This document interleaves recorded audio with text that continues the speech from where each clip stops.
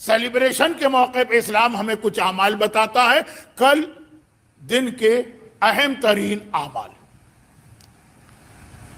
بظاہر 4 ہیں. نمبر 1 کل کا روزہ. اب دنیا بھر میں جا کے دیکھیے جہاں سیلیبریشن ہوتا ہے یا خوشیاں ہوتی اس میں زیادہ کھایا جاتا, نئی قسم کی ڈشز بنائی جاتی, بلکہ سیلیبریشن کے موقع کی ڈشز ہی الگ ہوتی.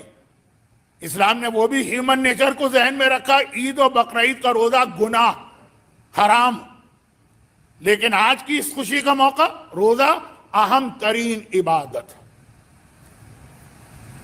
اہم ترین عبادت.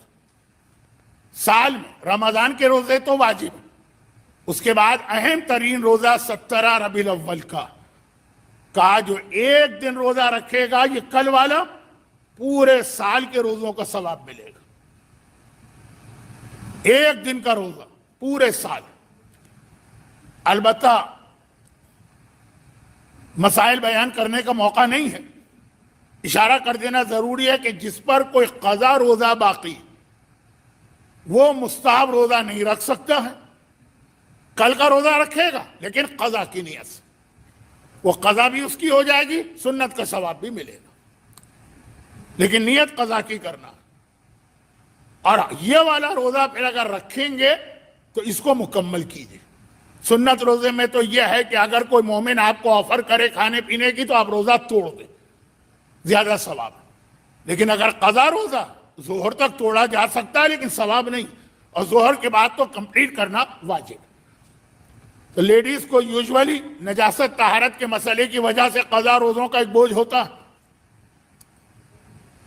تو وہ قضا کی نیت سے ڈبل ثواب لے لیں. نمبر 2 رکعت نماز, جو بیٹر ٹائم تو ہے سورج نکلنے کے آدھے گھنٹے کے بعد, لیکن بہرحال دن میں کبھی بھی پڑھ سکتے ہیں. اور دونوں رکعتوں میں الحم کے بعد 10 ٹائمز انا انزلنا کا سورہ اور 10 ٹائمز قل هو اللہ, پہلی رکعت میں بھی اور دوسری. بعض کتابوں میں اس نماز کے بعد کی ایک دعا, لیکن وہ دعا چھوڑ دیں. ابھی میں آ رہا ہوں اس کی وجہ پر. تیسری چیز جو کل بہت زیادہ ریکمینڈ ہے وہ ہے 2 زیارتیں, ایک رسول خدا کی ان کی ولادت اور ایک امام علی کی. کہ ذکر رسول مکمل نہیں ہو سکتا ہے علی کے ذکر کے بغیر. 2 زیارتیں.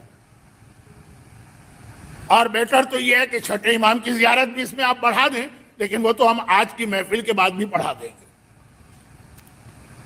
تو تیسری چیز ہے زیارت, روزہ, نماز, زیارت, اور چوتھی چیز ہے غسل.